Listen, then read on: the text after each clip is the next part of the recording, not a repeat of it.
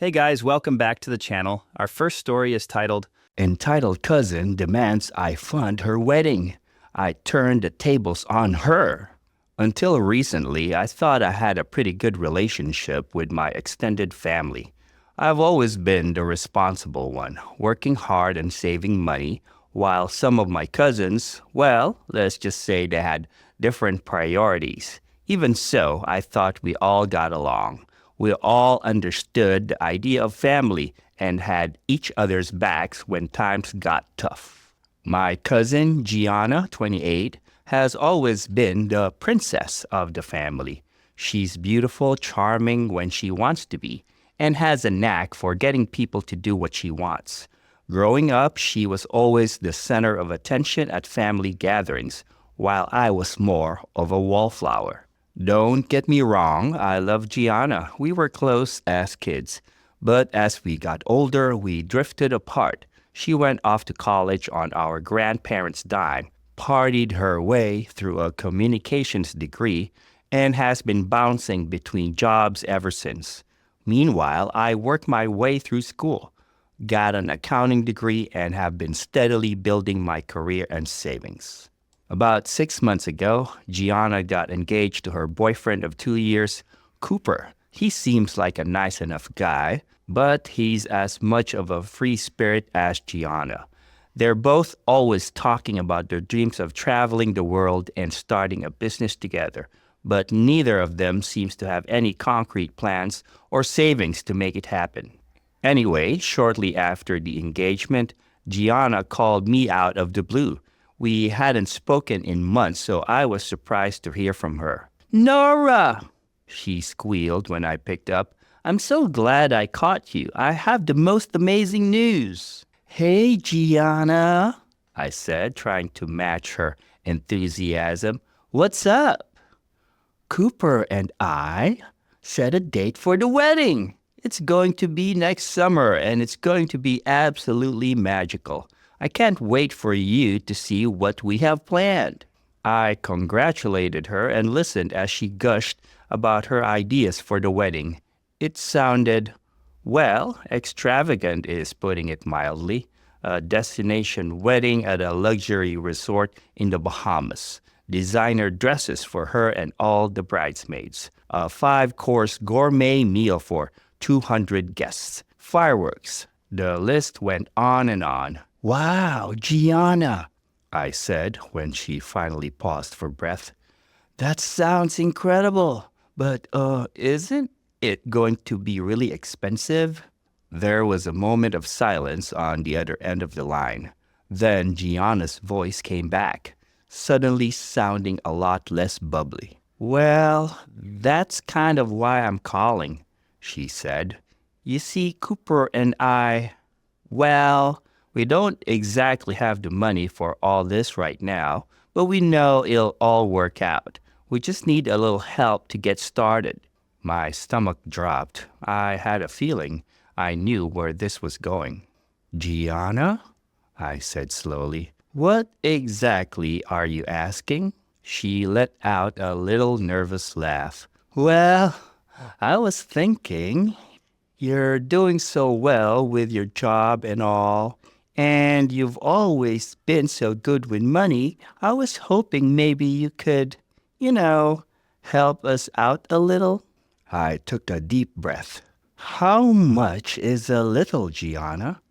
Another pause, then, "Maybe 50,000? Just to get us started with the deposits and everything. We'll pay you back, of course." I nearly choked. $50,000? Gianna, that's a lot of money." I know, she said quickly. "But think of it as an investment in our future. Cooper has this amazing business idea, and once it takes off, we'll be able to pay you back in no time. Plus, just think how beautiful the wedding will be. Don't you want your favorite cousin to have her dream wedding?" I pinched the bridge of my nose, feeling a headache coming on. "Gianna, I'm sorry, but I can't just give you $50,000. That's a huge amount of money, and I've been saving for years for my own future." Her tone changed instantly. Gone was the sugary sweetness, replaced by a cold anger that took me by surprise. I can't believe how selfish you're being, she snapped. After everything our family has done for you, you can't even help out your own cousin? What, are you too good for us now that you've got your fancy job and your savings? That's not fair, I protested. I've worked hard for what I have, and I'm not refusing to help. I'm just saying I can't give you $50,000. Fine, she said, her voice dripping with disdain. I guess I know where I stand now. Don't be surprised if you're not invited to the wedding. In fact, don't be surprised if you're not welcome at family events anymore. I'll make sure everyone knows how you've turned your back on your own family. Before I could respond, she hung up. I sat there staring at my phone in disbelief. Had that conversation really just happened? Over the next few weeks, I started getting messages from various family members. Apparently, Gianna had been true to her word and had been telling everyone how I'd refused to help with her wedding. Some relatives were sympathetic to me, but others bought into Gianna's version of events. My aunt, Gianna's mother, left me a particularly nasty voicemail about how disappointed she was in me. I was hurt and angry. I couldn't believe Gianna was willing to throw away our relationship over this, or that she'd go so far as to turn the family against me. But a part of me also felt guilty. Was I being selfish? Should I have offered to help, even if I couldn't give her the full amount she wanted? After a lot of soul-searching and discussions with my boyfriend Mike, I decided to reach out to Gianna. Maybe if we talked face-to-face, we could work something out. I invited her to meet me for coffee, and to my surprise, she agreed. When she showed up at the cafe, she looked, well, not exactly apologetic, but at least less hostile than she had been on the phone. Look, Gianna, I said after we'd gotten our drinks, I'm sorry about how our last conversation went. I want to help you, I really do. But $50,000 is just not something I can do. Maybe we can talk about a smaller amount, or I could help you look for ways to cut costs on the wedding. Gianna stirred her latte, not meeting my eyes. I appreciate that, Nora. I may have overreacted a bit on the phone. It's just this wedding means so much to me. I want it to be perfect. I nodded, feeling a glimmer of hope. Maybe we could work this out after all. I understand, I said, but a perfect wedding doesn't have to be an expensive one. There are lots of ways to have a beautiful celebration without breaking the bank. Gianna looked up at me then, a strange glint in her eye. Actually, she said slowly, I've been thinking about your offer to help plan. What if we made a deal? I raised an eyebrow. What kind of deal? Well, she said, leaning forward, what if you agreed to cover the costs of the wedding, but in return, you get to make all the decisions about it? You're so good with money, I'm sure you could figure out how to do it for way less than $50,000. And that way, you'd know exactly where the money was going. I blinked, taken aback. This was not what I had expected. Are you serious? You'd be okay with me planning everything? Gianna nodded eagerly. Absolutely. I trust you, Nora. I know you'll make it beautiful. And this way, we both get what we want. I get my dream wedding, and you get to control the budget. What do you say? I hesitated. On one hand, it still felt like a lot of money to spend on someone else's wedding. It's not exactly something I'd want to do for the foreseeable future months. On the other hand, if I was in control of the planning, I could make sure the costs stayed reasonable, and it would give me a chance to repair my relationship with Gianna and the rest of the family. Okay, I said finally, but I have conditions. First, we set a firm budget. Let's say $20,000 max. Second, I have final say on all decisions. And third, you have to publicly clear up the misconceptions you've spread about me to the family. Deal? Gianna's smile faltered for a moment at the mention of the budget, but she quickly recovered. Deal, she said, holding out her hand to shake on it. As I shook her hand, I couldn't shake the feeling that I might be making a huge mistake. But I was committed now. Little did I know just how wild things were about to get. The next few weeks were a whirlwind of wedding planning. True to my word, I threw myself into researching budget-friendly options for everything from the venue to the catering. I set up a detailed spreadsheet to track every expense and shared it with Gianna so she could see where the money was going. At first, Gianna seemed excited about the planning. She'd call me almost daily with ideas she'd found on Pinterest or wedding blogs. The problem was most of her ideas were still way out of our budget. "Oh, Nora," she gushed one day over the phone, "I found the perfect venue. It's this gorgeous vineyard with a view of the mountains. They even have peacocks roaming the grounds. Can you imagine how amazing the photos would be?" I pulled up the website for the venue she was talking about.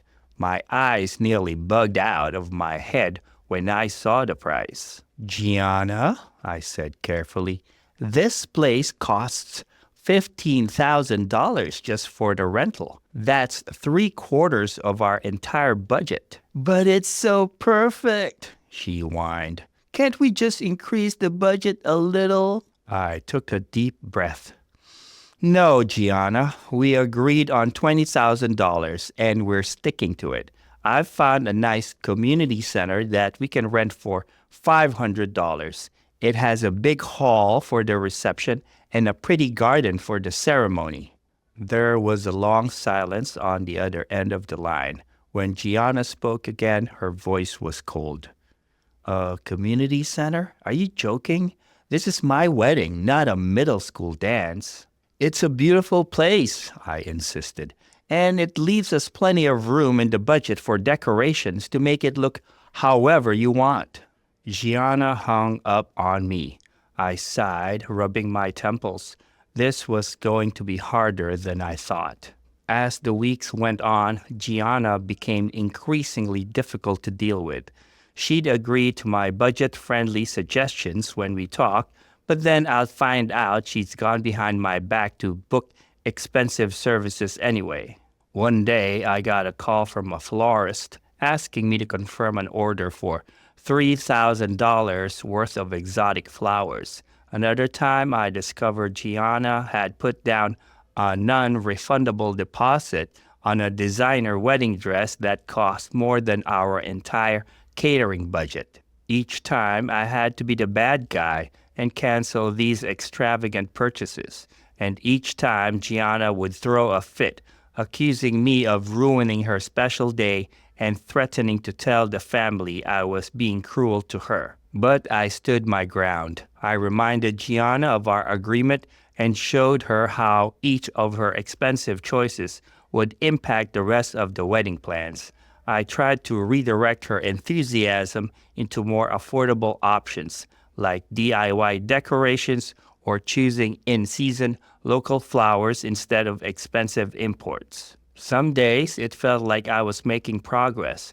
Gianna would get excited about a cute centerpiece idea we could make ourselves, or she'd agree that the simple, elegant bridesmaid dresses I'd found were actually prettier than the designer gowns she'd been eyeing. But other days, it was like talking to a brick wall. Gianna would ignore my calls and messages, only to resurface with some new outrageous demand. She even tried to guilt-trip our grandparents into contributing money behind my back. But thankfully, they checked with me first.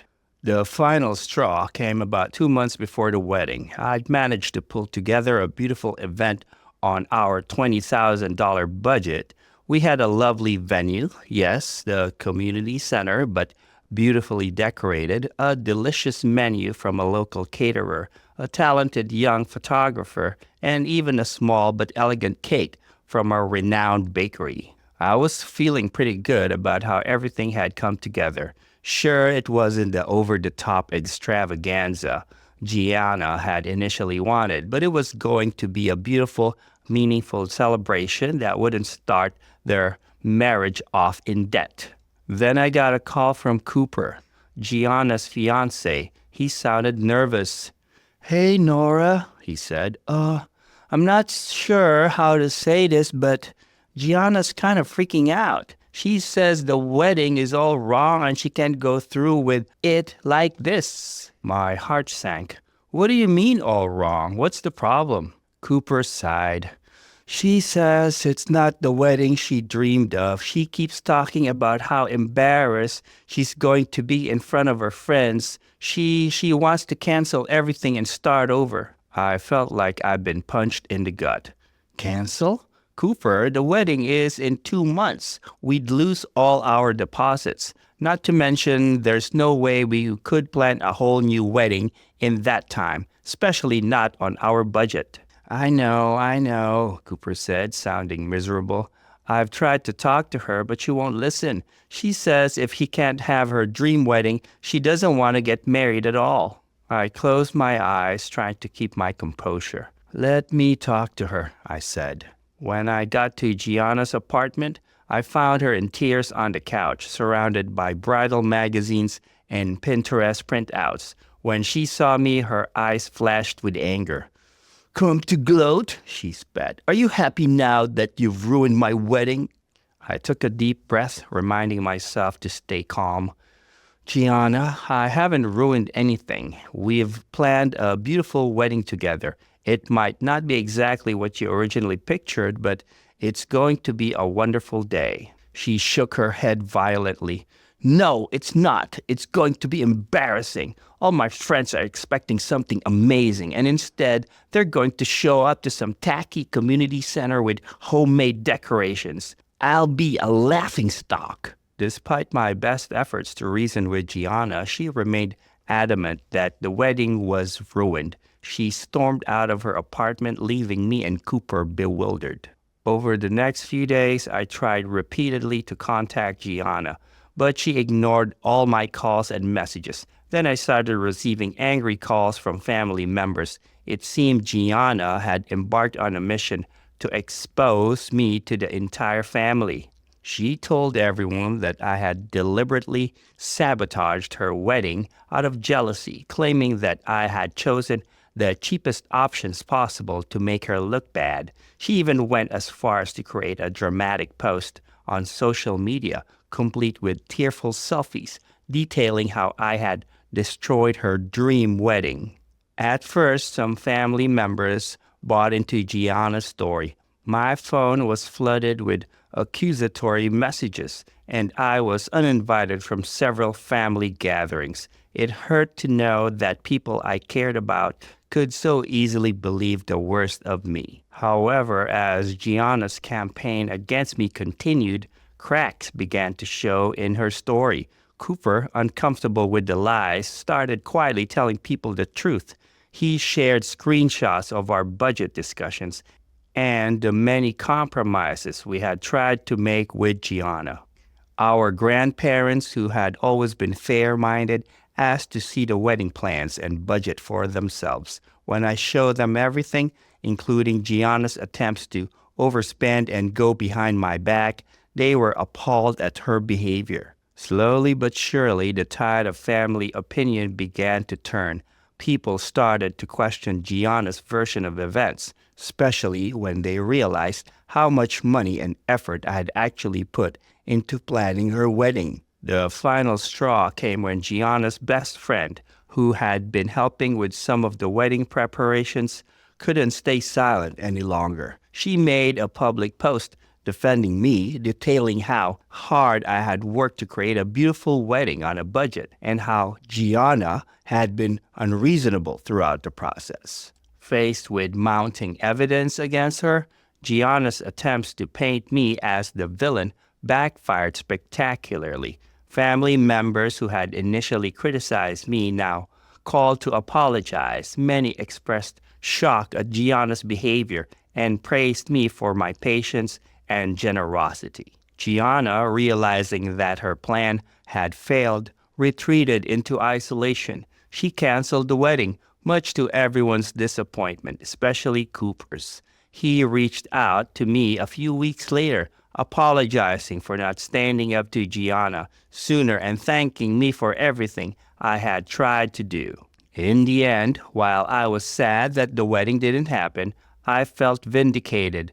The experience taught me valuable lessons about standing my ground and the importance of transparency. It also showed me who in my family I could truly rely on. Gianna and I remain estranged, but I hope that one day she'll realize her mistakes and make amends. For now, I'm focusing on the relationships that were strengthened through this ordeal and moving forward with my life. Sometimes the happy ending isn't the one you expected, but rather the one that teaches you the most about yourself and those around you. Here are my thoughts about the story. Let me tell you, as someone who's seen their fair share of family drama, this is up there in competing for the wedding cake. Our girl Nora here is the epitome of that responsible cousin we all wish we had. You know, the one who's got their life together while the rest of us are still trying to figure out how to adult. And then we've got Gianna, the family princess, who's never met a party she didn't like or a bill she wanted to pay. Now, I've got to give it to Nora. When Gianna hit her up for that cool 50 grand, I almost spit out my coffee. $50,000 for a wedding in this economy? Girl, please. But Nora handled it like a champ. She stood her ground but still tried to help. That's some serious family loyalty right there. But oh boy, did things go off the rails fast. Gianna pulling the family card, turning everyone against Nora. That's some next level manipulation. I was sitting here yelling at my screen, "Don't fall for it, Nora." But our girl's got a heart of gold and she still tried to make it work. Can we talk about that deal Gianna proposed? Letting Nora plan the wedding in exchange for footing the bill?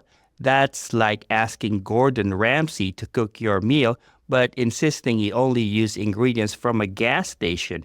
You know, it's not gonna end well. I've got to say, though, I was impressed with Nora's planning skills. A beautiful wedding for $20,000? In this day and age, someone gets this girl a wedding planning show on TLC. She deserves all the recognition for something like this. But Gianna, oh Gianna, honey, no. The tantrums, the secret spending, the guilt tripping. It's like she was going for the Bridezilla of the Year award. And that meltdown 2 months before the wedding? Heaven above. The part that really got me, though, was Gianna's smear campaign at the end. Talk about biting the hand that feeds you. But karma, as they say, is a bitch. Watching everyone slowly realize what a gem Nora is and how off the rails Gianna had gone was chef's kiss satisfying. In the end, this story is like a masterclass in how not to treat your family, how not to plan a wedding, and definitely how not to act when someone's trying to help you. Nora, if you're out there listening, you're a saint with the patience of a kindergarten teacher on the last day of school. And Gianna, girl, I hope you're somewhere taking a long, hard look at yourself. And now, guys, we will move on to the second story of the video. Please like the video if you have enjoyed it so far. The story starts like this. My sister-in-law stole from our home. I took her to small claims court. I think it's important to share my experience, especially for anyone who might be dealing with similar family drama. So grab a cup of whatever your favorite drink is, and let me tell you about how my sister-in-law's sticky fingers led me to a showdown in small claims court. I'm Hazel, 34 years old, and I've been married to my husband Caleb for 8 years now. We have 2 kids, a comfortable home in the suburbs, and until recently, I thought we had a pretty good relationship with Caleb's family, especially his sister, Layla. Layla is Caleb's younger sister by 3 years. She's always been the free spirit of the family. You know the type. Can't hold down a job for more than a few months, always chasing the next big thing, and perpetually in need of just a little help from family members. But despite her flaws, she could be charming and fun to be around. Our kids adored their cool Aunt Layla, who always had wild stories to tell and seemed to live such an exciting life compared to their boring old mom and dad. For years, we've had Layla over for dinner at least once a week. She'd play with the kids, catch up with Caleb, and we'd all have a nice family evening. Sure, sometimes things would go missing after her visits. A necklace here, a watch there, maybe some cash from the drawer where we kept our rainy day fund. But I always chalked it up to absent-mindedness on my part. After all, with 2 kids running around, it was easy to misplace things, right? Wrong. So wrong. It started small, a pair of earrings I couldn't find, my favorite scarf that seemed to have vanished into thin air, Caleb's college class ring that he swore he'd left on the nightstand but was nowhere to be found. Each time, we'd turn the house upside down looking, only to come up empty-handed. Maybe we should be more careful about where we put things, Caleb suggested after the 3rd or 4th incident. I nodded, feeling a mixture of frustration and self-doubt. You're right, I'll try to be more organized. But no matter how careful we were, things kept disappearing and a nagging suspicion started to grow in the back of my mind. The turning point came about 6 months ago. My grandmother had recently passed away, leaving me her prized pearl necklace. It was a beautiful piece with a strand of perfectly matched creamy white pearls and a delicate gold clasp. More than its monetary value, which was considerable, it held immense sentimental importance to me. My grandmother had worn that necklace on her wedding day, and I had planned to pass it down to my own daughter someday. I kept the necklace in a special velvet box in my jewelry drawer, taking it out occasionally to admire it and remember my grandmother. One Sunday evening, after Layla had been over for dinner, I went to look at the necklace, seeking some comfort after a stressful week. The box was empty. I felt like I'd been punched in the gut. My hands shook as I rifted through the drawer, praying I just misplaced it. But deep down I knew this was the last straw. "Caleb," I called out, my voice trembling. "Caleb, come here, please." He rushed into the bedroom looking alarmed. "What's wrong, honey?" I held up the empty velvet box, tears starting to form in my eyes. "It's gone. Grandma's pearl necklace. It's gone." Caleb's face fell. He knew how much that necklace meant to me. "Are you sure you didn't move it somewhere else for safekeeping?" I shook my head vehemently. "No, I always keep it right here, Caleb. I think I know what's been happening to our stuff." He looked at me quizzically. "What do you mean?" I took a deep breath. I think Layla's been stealing from us." Caleb's expression cycled through confusion, disbelief, and then anger. "Hazel, that's a serious accusation. Layla's family, she wouldn't do that to us." "Think about it, Caleb," I pressed. "Things only go missing after he's been here, and it's always valuable stuff. Jewelry, cash, your class ring, now my grandmother's necklace. It can't be a coincidence." Caleb ran his hand through his hair, a habit he had when he was stressed. "But why would she do this? If she needed money, she could just have asked. We've always helped her out before." I sighed. "I don't know. Maybe she's in more trouble than she's letting on, or maybe she's developed a problem we don't know about. But Caleb, we can't ignore this anymore." He nodded slowly, the reality of the situation sinking in. "You're right. We need to talk to her.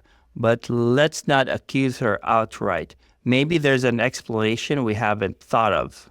I agreed, though in my heart I was certain Layla was the culprit, and it was time to confront her. We invited Layla over for dinner the following evening, trying to act as normal as possible. As we sat around the table, making small talk and watching Layla interact with our kids, I felt a mix of anger and sadness. How could she betray our trust like this?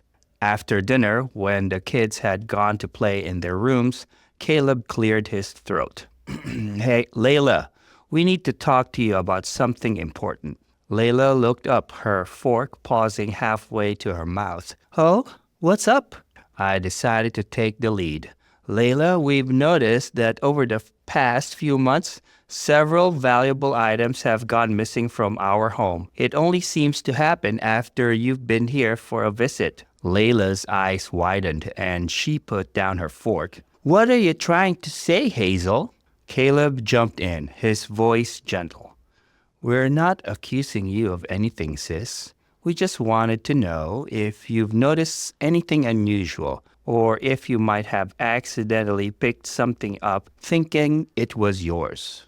Layla's face flushed red.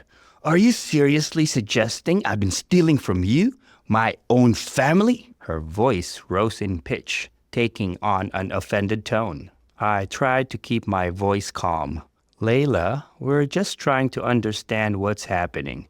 My grandmother's pearl necklace disappeared yesterday after you were here. It means the world to me. If you know anything about it, please just tell us. I can't believe this. Layla pushed her chair back from the table, standing up. I come here, spend time with my family, and this is the thanks I get? Accusations of theft? How dare you? Caleb stood up too, holding his hands out in a placating gesture. Layla, please calm down. We're not trying to attack you. We just want to know what's going on. But Layla was beyond reasoning. She grabbed her purse and stormed towards the door. I don't have to listen to this. Don't bother inviting me over again if this is what you really think of me. The door slammed behind her, leaving Caleb and me standing in stunned silence. Well, I said after a moment, I guess that answers that question. Caleb sighed heavily. I can't believe it. I really thought she might have an explanation. I put my hand on his arm. I'm sorry, honey. I know this must be hard for you. He nodded, looking defeated. What do we do now? I squared my shoulders. Now we get proof. The next day, I went out and bought a small, inconspicuous security camera. I set it up in our bedroom, angled to capture the jewelry drawer and the surrounding area. Then we waited.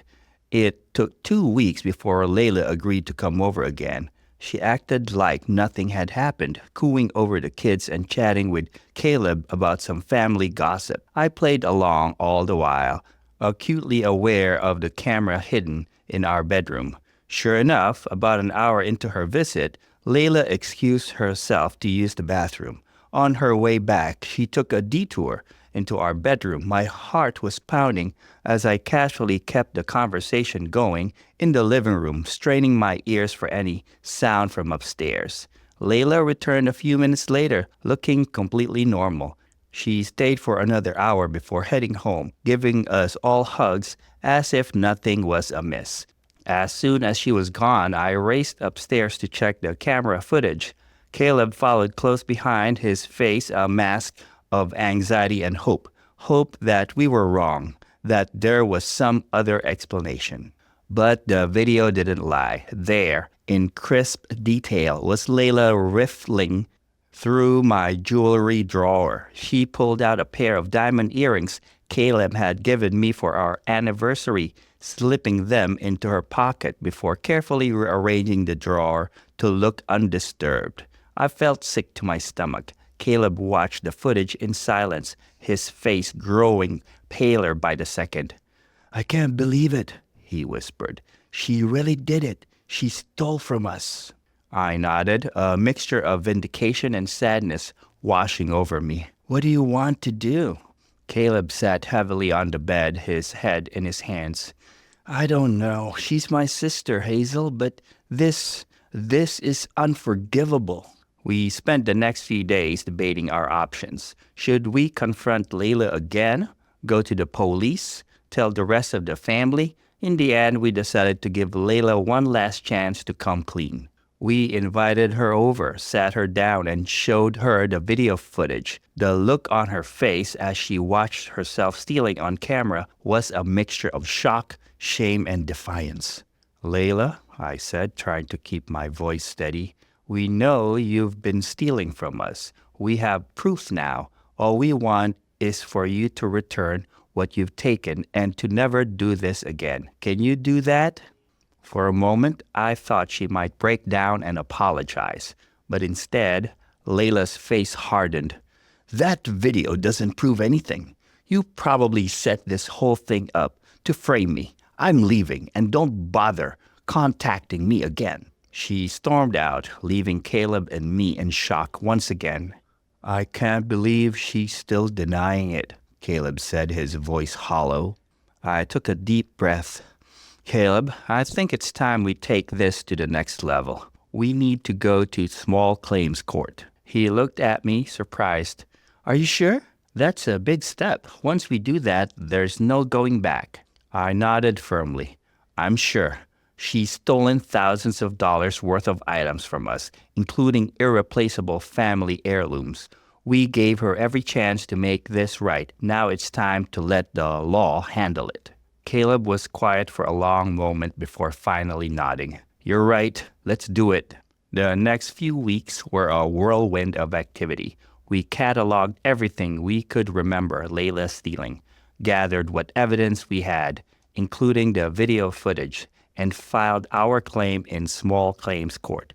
We also reluctantly informed Caleb's parents and other siblings about what was happening. The reactions were mixed, to say the least. Are you sure you want to do this? Caleb's mother asked, her voice quavering over the phone. She's family. Can't we just handle this privately? We tried, Mom, Caleb explained patiently. Layla refused to admit what she'd done or return anything. We don't have a choice anymore. His father was more supportive. I'm disappointed in Layla, but you're doing the right thing. Actions have consequences, and it's time she learned that. Layla, for her part, was furious when she received a court summons. She called Caleb, screaming and crying, accusing us of trying to ruin her life. But we stood firm. The court date was set, and there was no turning back now. The day of the hearing arrived, and I felt a mix of nervousness and determination as we walked into the courthouse. Layla was already there, looking pale and defiant, flanked by a lawyer she'd apparently hired at the last minute. As we took our seats, I caught sight of Caleb's parents slipping into the back of the courtroom. They gave us a small, sad wave. I was glad they were here, even if they didn't fully approve of what we were doing. The judge, a no-nonsense woman in her 60s, called the court to order. We're here today for the case of Hazel and Caleb versus Layla. I changed and cut our names for the sake of some privacy. The plaintiffs allege that the defendant has stolen multiple items from their home over an extended period. Is that correct? Yes, Your Honor, I replied, my voice steadier than I felt. The judge nodded. Very well. Please present your case. I took a deep breath and began to speak, laying out the timetable of events, the items we knew were missing, and the mounting suspicions we'd had. When I got to the part about the hidden camera, Layla's lawyer objected. Your Honor, my client was not aware she was being recorded. This is a violation of her privacy rights. The judge considered this for a moment before shaking her head. Overruled. The plaintiffs were recording their own private property. They had no obligation to inform guests they were doing so. You may continue. I played the video footage, watching as Layla's face grew redder and redder. When it was over, I concluded, Your Honor, we've given Layla multiple opportunities to return the stolen items and make this right.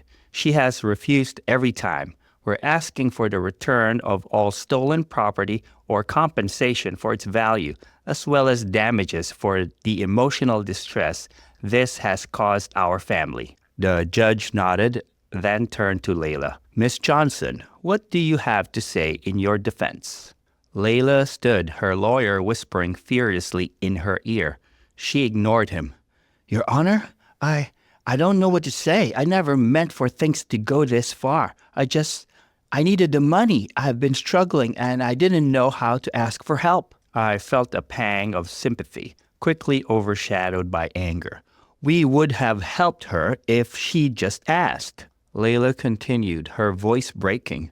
"I'm so sorry, Caleb, Hazel. I never meant to hurt you. I'll return everything I still have, I promise, and I'll pay back every cent for what I've sold. Just please don't let this ruin our family." The judge listened impassively, then turned back to us. "In light of the defendant's admission, are you willing to settle this matter out of court?" Caleb and I exchanged a look. This was what we'd wanted all along, an admission and a promise to make things right. But could we trust Layla to follow through?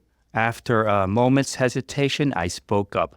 "Your Honor, we're willing to settle under the following conditions. Layla returns all stolen items still in her possession within 48 hours, provides a full accounting of items sold, and agrees to a payment plan to reimburse us for those items. We also ask that she seek counseling to address whatever issues led to this behavior." The judge looked at Layla. "Do you agree to these terms?" Layla nodded, tears streaming down her face. "Yes, Your Honor. I'll do whatever it takes to make this right." The judge brought down her gavel. "Very well. I'll draw up a legally binding agreement to this effect. If Layla fails to comply with any part of this agreement, the plaintiffs have the right to return to this court for further action. Case dismissed." As we left the courtroom, I felt a weight lift off my shoulders. It wasn't a perfect resolution, but it was a start. Caleb's parents approached us, looking conflicted. "You did the right thing," Caleb's father said gruffly, patting his son on the shoulder. His mother hugged me tightly. "I'm sorry we doubted you. I just hope we can all heal from this as a family." Over the next few days, Layla made good on her promise. She returned several pieces of jewelry, including my grandmother's pearl necklace.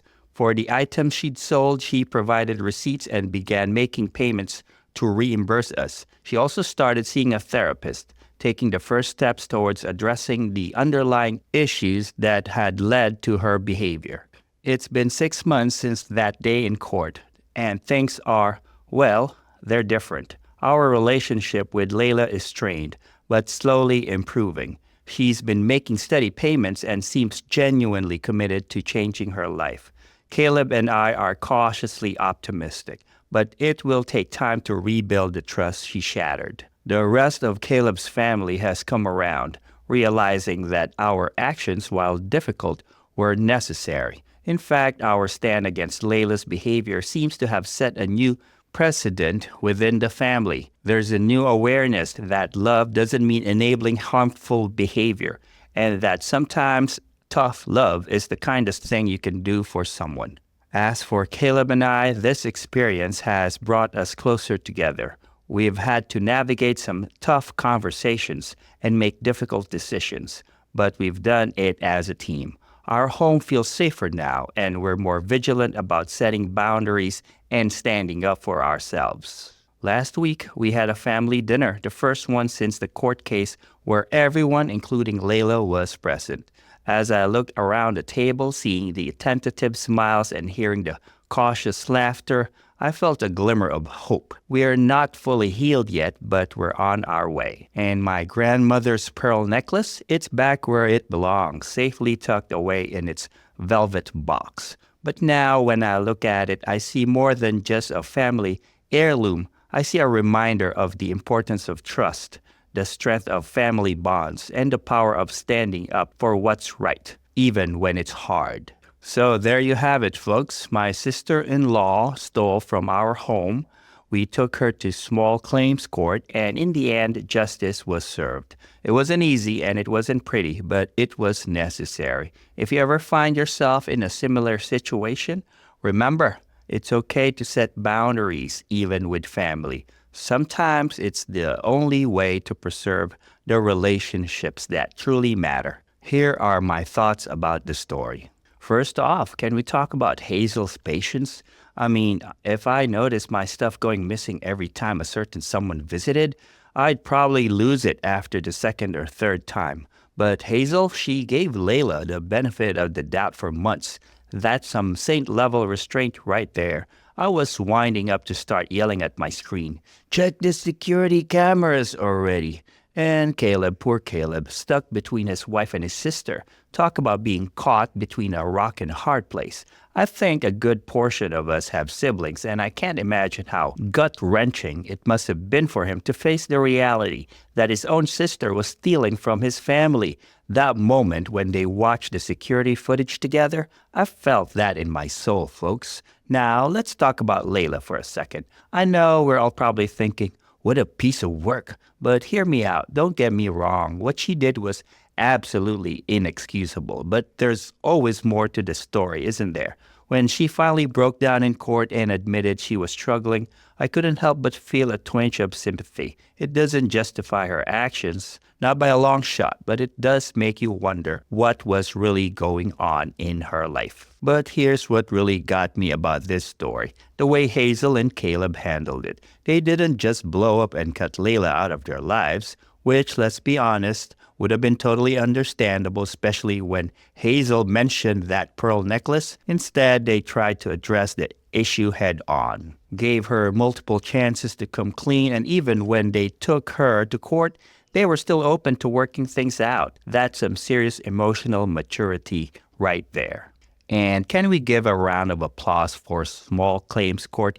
I mean, who knew it could be so dramatic? It's like Judge Judy, but with real lasting consequences. I was half expecting the judge to yell, "Order in the court," at least once. Then again, that was off of the assumption that Layla would pull something crazy even in a place like a courtroom. The part that really stuck with me, though, was the aftermath. It's easy to think that once the court case is over, everything goes back to normal. But real life isn't like that, is it? I love that Hazel shared how they're still working through things, how the family dynamics have shifted.